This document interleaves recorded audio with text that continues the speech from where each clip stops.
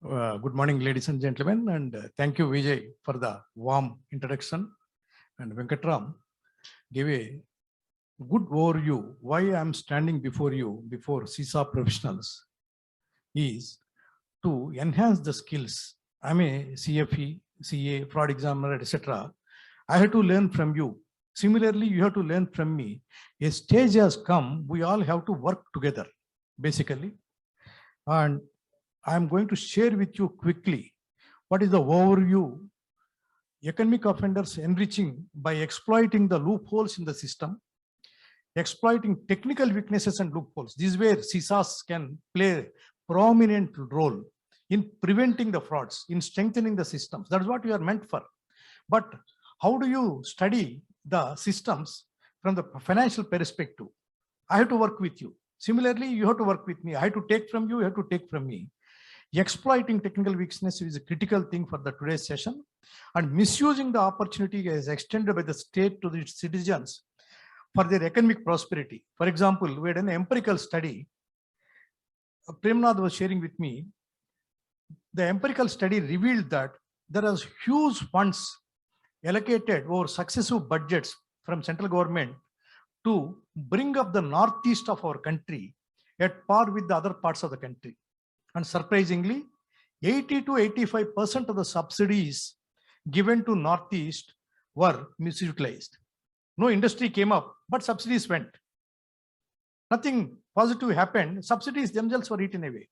Had there been a systems in place, had they taken assistance of people like CISAs and the CFEs, would have prevented that type of things. Premnath is just sharing with me earlier, to see the progress of a road work, you have to go physically, spend time there and come each month in inspection. Now Google Maps are there. You take the map of last year and today same date and compare on the Google map, you know whether work is done or he is claiming only on paper. Similarly, the factory construction in Northeast is done or not. Had the technology been there, we would have taken utilization of that.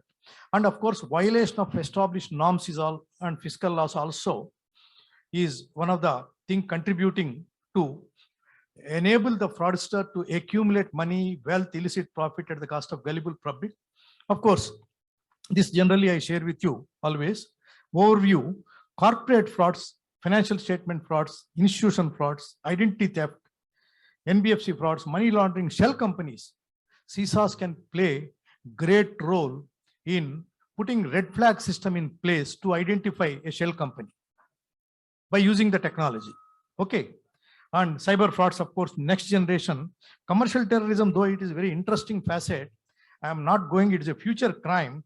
Someday I'll share with this separately. How many of you heard commercial terrorism, sir? Okay. In the time permits, in the last few minutes, I'll try to come back to commercial terrorism. Now, general characteristics of economic offenders. This is what? Perpetrators are educated, intelligent, know the system well, ably assisted by professionals. Who are the professionals? You, me, means not you and me technically, our colleagues. So when they are using professionals, fraudsters, the investigating agency also should use the professional to counter it. Am I right, sir? Mostly individual is not the victim, whole system is the victim, no social stigma. I remember very well, I quoted the other day, Jaspal Bhatti is a stand-up comedian, but a lot of moral he sends to the society. 15 years back, in one of his episodes, मेरा बेटी को रिश्ता देख रहा हूं मैं, minimum income tax ride होना चाहिए, वो घर में ही दूंगा मैं बोल के. If there is no income tax ride in that house where my daughter is being proposed, I don't want to give. Because he felt income tax ride, we all feel it is a negative thing. He felt unless there is a hidden income, there is no income tax ride. So today, social stigma for the economic offender is gone. Very, very dangerous thing. And technical and complex in nature, this is where we all have to work together, sir. Together. I'm emphasizing on that. Not limited by geographical boundaries, resulting in protracted legal battles. They are using the same money they have stolen illegally and running a legal battle for 10 years or 20 years at their women fancy. Unfortunately. These are all example I am giving. Ballari, 2G, Commonwealth, Uttar Pradesh, IPL, Madhu Koda, Satyam scandal, Colgate, vanishing companies, so and so, so and so. I think except Harshad Mehta, I have not done. Bofors, I have not done. Everything, every case, as Venkatram rightly said, I am involved. Of course, I am involved in investigation, not in the, okay. So, no, Venkatram rightly mentioned in unearthing, he said, absolutely, I'm joking. And solving, investigation, solving, whatever it is. Of course, international also. What is common in all these things? Why I mentioned this list, long list, Enron, WorldCom and all that. What is common? Anybody, sir? The common is basic facets of manipulation are similar, if not same, in most of these cases. So it is very easy for us to study 1 or 2 or 5 cases and put up a pattern which will enable us to do our better professional delivery tomorrow. That's why I'm mentioning all these cases. Otherwise, it's more a theoretical thing. And new generation economic offenses. What are the enablers? Creation of knowledge economies, miniaturization of storage media, digitized wealth, e-commerce, e-governance, and coupled with weak control framework. COVID, I'll deal with COVID time frauds. They all resulted in because of presumptive and weak controls. Presumptive, what is presumptive? My date of birth is my password. 1234 is my password. Your phone opening code is 0000, factory set. You will never change. You believe in the company and you put the same, this thing. Which effects are hacking, denial of service, phishing, botnets, virus attacks, Trojan horses, source code thefts, overriding the systems. This is in all these things. Who is more competent than I am to deal with the frauds? Who? CISAs. Absolutely, sir. Absolutely. That is the point I am driving at. And during COVID pandemic, 120 million people experienced cybercrime between February 20 and 2021 as per Norton Cybersecurity Insight Report. 27 million Indian victims of identity theft in 1 year. Actually, this number is much more. Do you know why? In India, if the loss is 5 to 10,000, we will not bother to complain also. Thinking that our account cost karega, anyway, we will not recover the money and all that. I'm sure this 27 million must be double of it at least. Smaller frauds are not reported. Specific are fake UPI of PM Care Fund. Until we cautioned PM Care Fund per se, they were not aware that money is being collected in the name of COVID PM Care Donation Fund. And do you know what is the quantum involved, sir? Any guess? Yeah, it is in the denomination. Unfortunately, government is declining to declare the figures for right, wrong reasons or wrong reasons. So we also feel shy. Okay, I'm a AS investigator, forensic accountant. Somebody cheated me for 10,000. I feel shy to tell you that I am cheated. It's a fact I am cheated, but similarly, at the helm of affairs, they don't want to share. Fake COVID-19 testing centers. Fake testing centers are there. So many. You, sir, will collect from home and we'll give the money. Otherwise, latest fraud is somebody is going out of station. Suppose Maharashtra permits you to enter Maharashtra only if you have a COVID certificate. Another scam came to light. Somebody called me. Arey yaar, I forgot what to do. So he said, no, don't worry, sir. You send me your mobile number and send me 500. I'll send you the COVID negative certificate. That means no sample, nothing. Pay 500 and get a certificate. And fake job, drugs, vaccination drives, bogus websites selling fake drugs like Remdesivir. So other categories blooming in COVID-19 are increase in hubs of cybercrime expanded from Jamtara to Bharatpur, Mewat. You must be reading in newspapers, sir, now. Very difficult to catch. Increased financial statement manipulations. Let us see if time permits or not. And system control gaps are, this is very, very critical. We are experiencing, working on most of the companies which are using ERP system. Am I right, sir? But if you see, 80% of the companies using ERP systems are preparing the financials in the Excel only. Why? I am unable to fathom. That means final financial statements in Excel are made by human intervention. What for? There are logical reasons and there are no logical reasons both. Very important for CISAs to observe. When you are doing systems audit, you ensure that the financial statements are drafted directly from SAP or Excel or whatever it is, not from the export to Excel and made. In such a case, it is done. What are the reasons? What are the variances and differences? That must be checked up. Even though this is very important, the credit goes to Premnath for reminding me. Board meetings are now held virtually, but when it comes to minutes preparation, there is no foolproof system.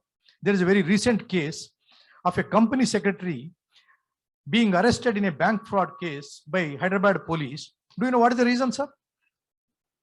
She certified the original bank board minutes and filed them. She also prepared a board minutes purported to have been done authorizing some director and employee to borrow money, which are not forming part of the board minutes. Both are prepared by the same person.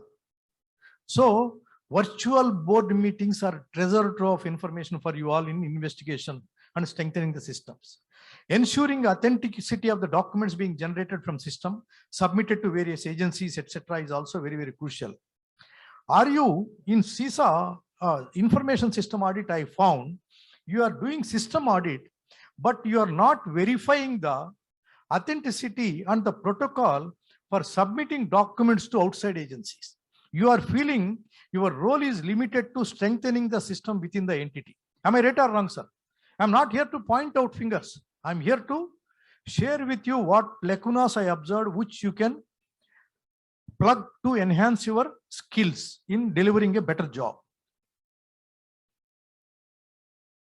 Of course, revenue recognition fraud, inventory overstatement. Okay, record fictitious revenues are very easy now. Inventory overstatement, management may not fully recognize the reduction in net realizable value. Okay, count of physical inventory as a year-end exercise is done away with due to COVID. The physical verification of the year-end stock taking is gone. Last year it is gone. This year it is gone. Imagine the implications it can have. How to counter that? System strength. System strength, how do we see? It should match, the stock should match with simply with purchases. Am I right? If there is no purchase minus consumption, opening stock plus purchase minus consumption should be the opening closing stock. That reconciliation also should be carefully done using the technology. If it is not done, the ratios, change in ratios are resulting in a lot of manipulations. Okay, sorry, are visible only by analyzing the ratios on a technical manner. Similarly, key essentials, impairment provisions, etc., plant equipment impairments are there. Inadequate disclosures. Companies may be avoiding disclosing the full impact of COVID-19 in their financial statement for certain aspects. Why? All companies, almost without exception, except pharma companies, suffered during COVID pandemic. Am I right, sir, generally? But if they declare lesser turnover, lesser profit, what banks are going to do? Going to reduce their drawing powers and limits. Am I right? Nobody wants that. So what do? They try to show that they are maintaining not the growth, if not growth parity. They are maintaining status quo as of last year, just to ensure that the limits are maintained. This is resulting in inadequate disclosures. Inappropriate expense capitalization is rampantly going on. Many items, it is the easiest way to enhance the profit by not writing off the expenditure and by capitalizing it. Suppose I purchase this mic. This is worth about 10,000 rupees. Its utility is only 1 or 2 years. In the normal circumstances, I'll write off this. Am I right, sir?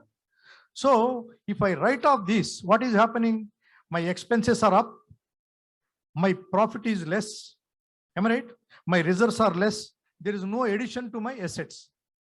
If I choose to overvalue this 10,000 rupees to 1 lakh and create an asset, what will happen?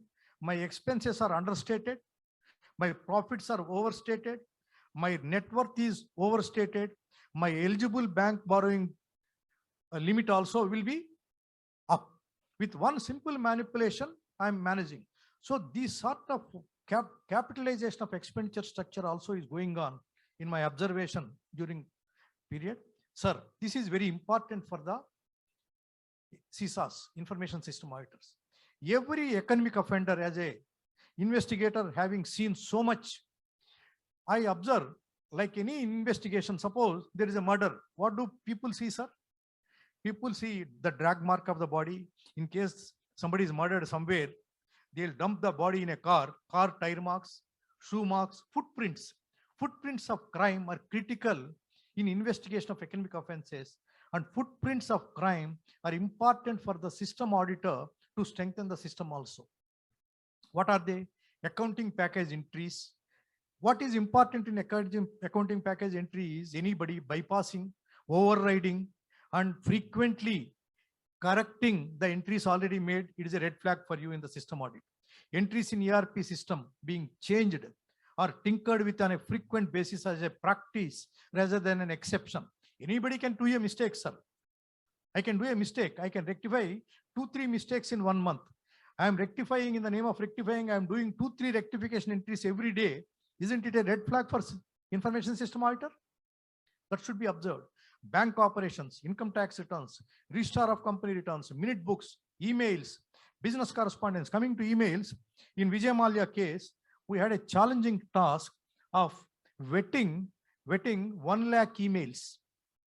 We could unearth 20 to 30 emails out of 1 lakh emails, which proved the complicity and involvement of CFO and the managing director.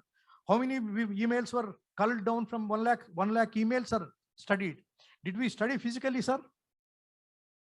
Who can help me? Huh? Technology. Who is technocrat here? Am I or you? You are the people who can put protocols in place. Okay. Vulnerable sections. It is an interesting study. I'm not going to discuss today. Someday I'll come before you again. I'm ensuring Sharma and Venkatrama are going to invite me again, so that I'll share with you. I'm just joking. It's my pleasure to come. Okay.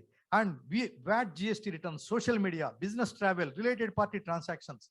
Social media we extensively use, extensively. This fellow goes to a tax haven country frequently. He will not post anything, he'll take care, but his son and wife will put photos of the tax haven country. We visited in February, we visited now also. In COVID pandemic, anybody visiting with family the tax haven country on a continuous basis is a red flag to me that he is having an asset over there. We found this. These are all practical examples. Then financial forensics. The purpose of my meeting before you today is to share with you the process of financial forensics. All the while I gave an overview of the current flavor of economic offenses, how offenders are doing. For a successful detection of economic offenses, financial forensics audit investigation provides an analysis, conclusive proof which is admissible in the court and aids in asset recovery. Why I am mentioning asset recovery here, sir? Why I am mentioning asset recovery here? Anybody can venture a guess? Absolutely is right. What is the purpose of your audit or my audit or financial forensics? 1, to prevent fraud first. Am I right? To prevent. In case it is not prevented, somebody stole money, it is our job to identify the stolen money and recover it and restore it. Am I right, sir? So asset recovery is a critical part where you and me can work together. Okay. So steps involved in financial forensics are investigating and analyzing financial evidence, developing computerized applications to assist in the analysis and presentation of financial evidence, communicating their findings in the form of reports and exhibits and collection of documents, assisting in legal proceedings, including testifying in court as an expert witness, and preparing data to support court evidence. The biggest challenge is appearing before the court and facing the defense lawyer. Cross-examination, it will be so tough. Your professional mettle is not tested by the work you do sitting in the comfort of your office and appreciated by the client. It is tested in the court of law when the defense advocate trips to a part. A lot of cases we faced.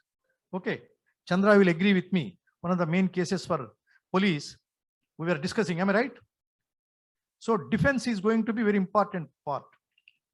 Now, latest dimensions of financial forensics or forensic auditor, proactive and reactive. The CSAs can play major role in proactive. Statutory audit and regulatory compliance. Statutory audit is my forte as a CA. Regulatory compliance, you can support me a lot. Diagnostic tools for system weaknesses with the help of CISA professionals. Diagnostic tools, critical, sir. So there is an empirical study in fraud investigation in the ACFE. They said the cost of investigation, if it is 100 rupees, the cost of prevention is only 5 rupees. 5 to 10%, if you spend the money spent on investigation, you could have prevented the fraud. So this is where CISAs can come into picture. Reactive, of course, is directly into investigation of cases suspected fraud as to prove or disprove the suspicion. If the suspicions are proven, to identify the process, trial of money and persons involved, support the findings by evidence, and to present the evidence in acceptable format in any subsequent disciplinary or criminal proceedings.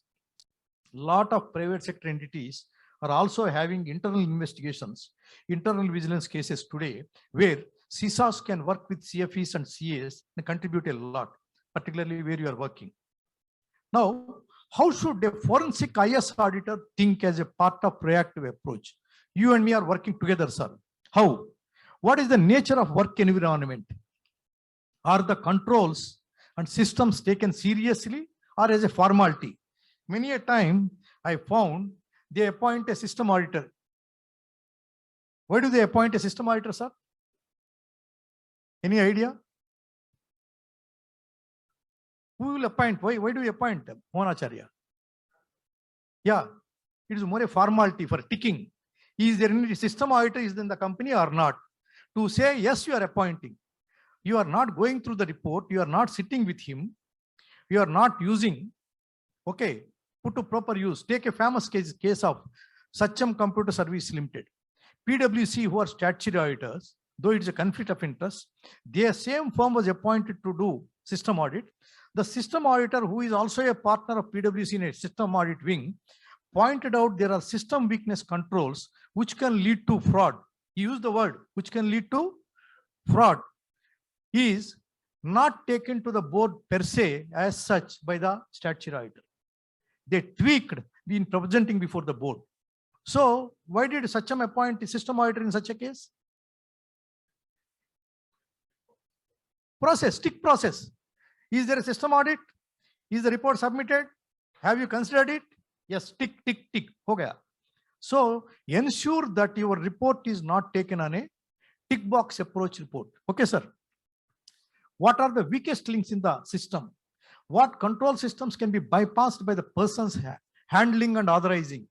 What deviations from the security aspects, rules, guidelines are possible? All scenario you should visualize. And what would be the simplest way to compromise the system? And how are the offline transactions handled? Who are authorizing such transactions? What is the way to break these controls? Any way to break these controls? All these things must be studied beforehand, and you should, each case you should take as a challenge and apply the parameters freshly by racing and using your mind. This is all theoretical facet, but I'll give one live case. This is important. Creativity in forensic accounting is a live case. Actually, this is more I devised a theory of investigation, sir.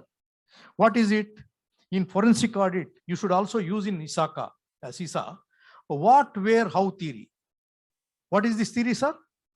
What, where, how. Suppose I'm investigating a fraud. Okay. If I don't know what to look for in investigation, I'm a failure. God willing, I know what to look for, but I don't know where to look for the data. I'm a failure. God's grace, I know what to look for and where to look for. How to look for, I don't know, I fail. So you should know what to look for, where to look for, and how to look for. This is a classic case. I was doing one large case in a central investigation agency. The concerned senior officer was a little worried during the lunch hour. I said, what is the matter? No, sir. One major important case belonging to a politically exposed person, PEP. PEP is a politically exposed person have come. We have to start a preliminary inquiry. In case preliminary inquiry proves wrong, heads will roll. He'll be punished. How dare you start a PE on me, Venkatram? You're finished. If there is a fraud, there is no problem. I said, don't worry, we'll do something. Do you have access to the company data? Sir, give me half an hour. He contacted the bankers. Bankers cooperated. We went to the company ostensibly as a bank officers only, because you can't afford to disclose this thing, and access is given. I applied this principle of what, where, how in this case. It is a simple case. CISAs are more suitable than I am in this case. The company is having their accounts on ERP platform. Okay. I know if there is a fraud of diversion of money, from my experience of investigation, I know it will be done in normally 3 to 4 manners. What are they? Booking bogus expenses, booking bogus purchase of raw materials, booking bogus fixed assets, okay, and diverting money by showing in various other manners, 1, 2, 3, 4. There are 10, 20 methods of diverting. Am I right, sir? I know this. So I went to the company SAP platform. I gave a command. I know what to look for. Where to look for is ERP system. How to look for is I gave a command to give me lorry numbers. You know, every purchase of raw material presupposes transportation. Am I right, sir? Every transportation presupposes a lorry. Am I right or wrong? Every lorry has a number. Can I presume all these things? And in the SAP system, non-financial data for you is more important than the financial data. I asked and gave a command to give me lorry numbers with sequential numbers, 111, 1, 2, 3, 4, 555 and all that. Why did I do? Why did I ask this question? Why did I ask this question to SAP to give me these numbers of lorries? Out of 10,000 lorry receipts, why did I ask this question? Anybody, sir? Huh? No, they are genuine numbers. Exactly. I want to hear this from you. They are called fancy numbers. All fancy numbers you all know from newspapers that Amitabh Bachchan purchased 555. So and so movie star purchased 1, 2, 3, 4 or 999. In Andhra and Telangana, 9s are favorite. 999 goes for 10 lakhs. Can a lorry afford to have 999 number?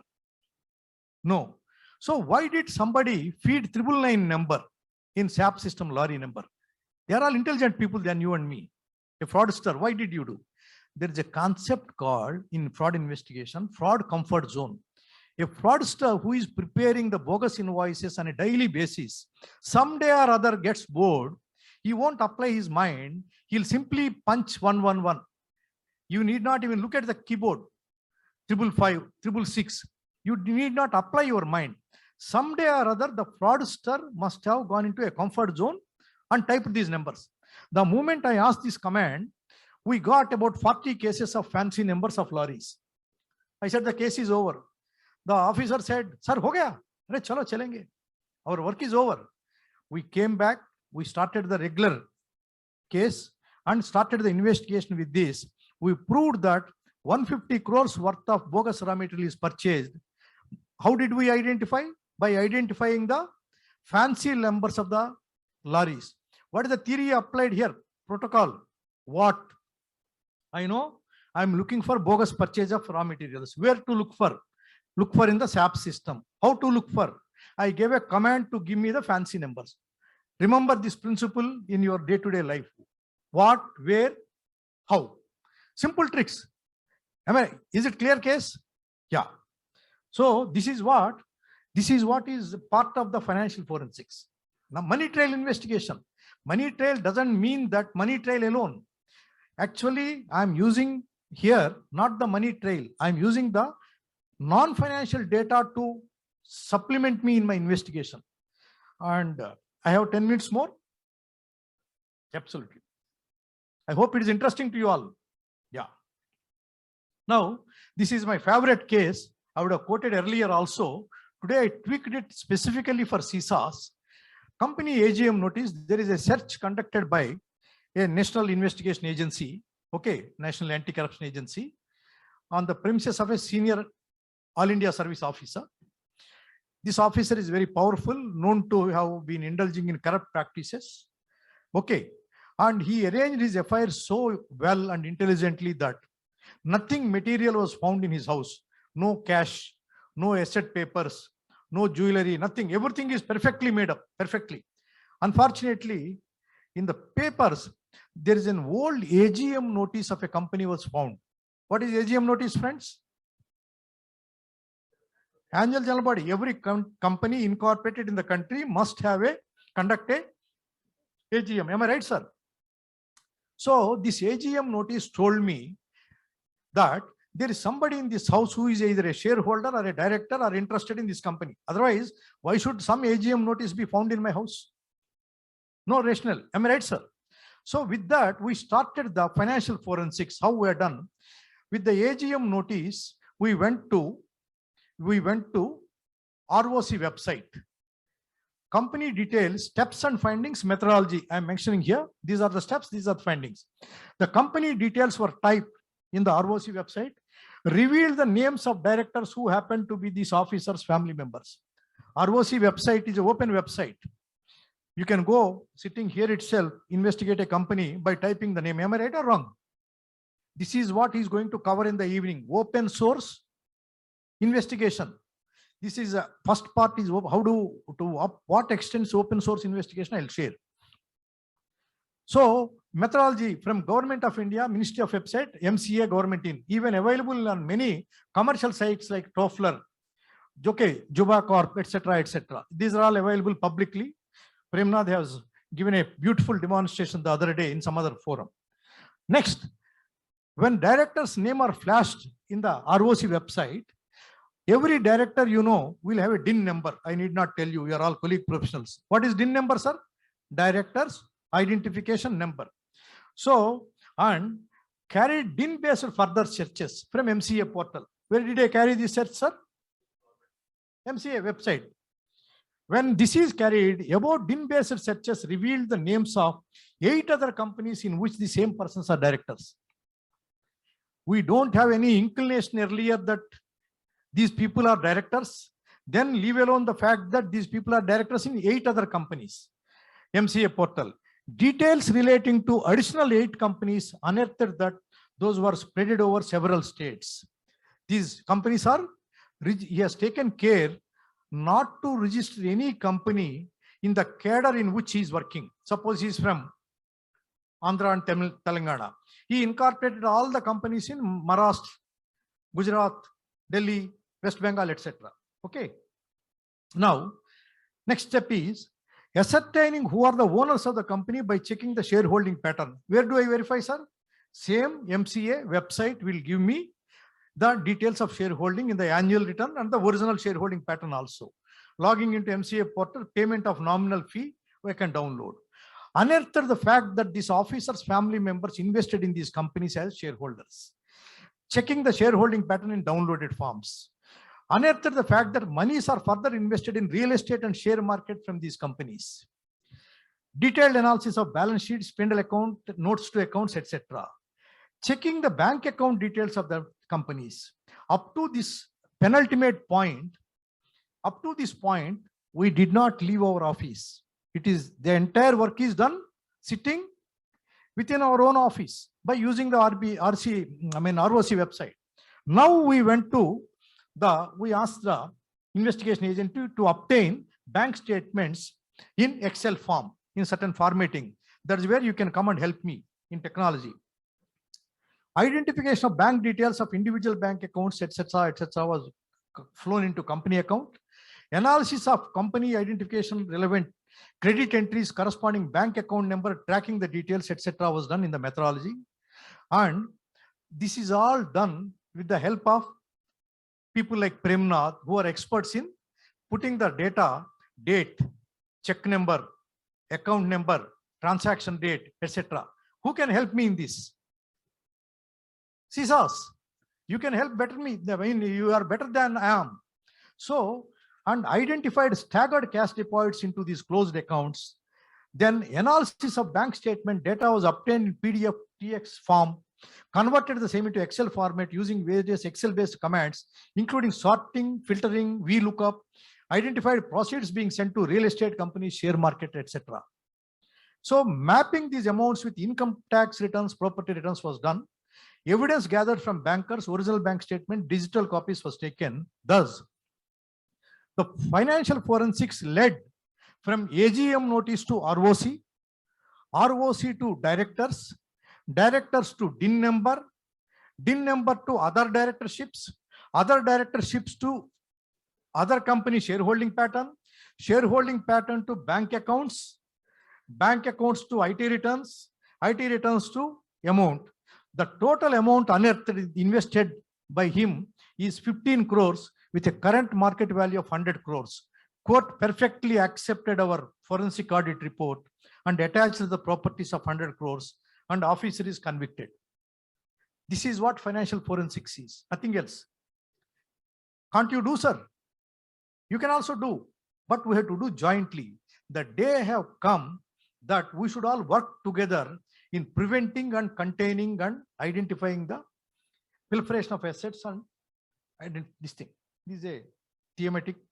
Analysis and technology. Premnath added this. Forensic function, IT function. Collection of information, input, process, output by you. Summarizing and classification, analyzing through arithmetic logic operations using hardware and software. Interpretation and decision making. For interpretation and decision making, reporting, both can prepare joint report. This is where you are very important, your help, CISA's help. Collection of information, text to Excel, VLOOKUP and lookup, summarizing and classification, sort, filter, pivot table, conditioning, formatting, ifs, sum if, etc. Analyzing, pivot, Benford law, ratios, etc. Interpretation and decision. The left side IT functions which you can teach me, help me, support me, okay, are these the functions in analyzing huge data. I'm not good in analyzing huge data. CISARs are good. And of course, then the final reporting can be done jointly. And need for, before I conclude, I'll conclude with this, need for working together and updating skill set. How to update? As long as human greed continues, these economic offenses would continue to flourish. You can't stop them, sir. Can you stop economic offenses? By punishment, deterrents, etc.? No. On the contrary, now it is a fad and fashionable to be economic offender. Arey yaar, somebody was telling me, sir, murder and dacoity are old games, sir. There is a famous saying which is given, what all I need is a pen. Why do I need a gun to rob today? Why do I need a gun to rob today? What all I need is a pen. I don't need a gun to rob. I need a pen to rob. So when they're robbing is with pen, that is economic offense, we can come together and work well.